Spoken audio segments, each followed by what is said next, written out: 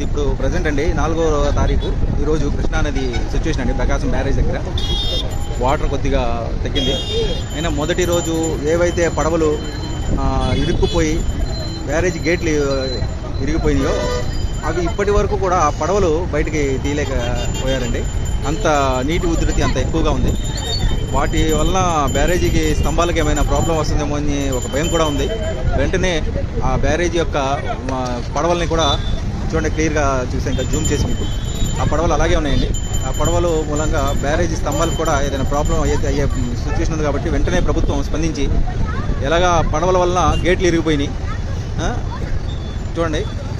ఆ పడవలు తీయకపోతే చాలా నష్టం, బ్యారేజీకి కూడా ఏమైనా నష్టం జరిగే ప్రమాదం ఉంది. కాబట్టి ప్రభుత్వం వెంటనే ఆ పడవల్ని తీయించాల్సిందిగా 5 రోజులు అయింది. 5 రోజులు బట్టి అవి ఎన్డీఆర్ఎఫ్ సిబ్బంది ఒక్కటి కూడా ఇక్కడ కనపడలేదు.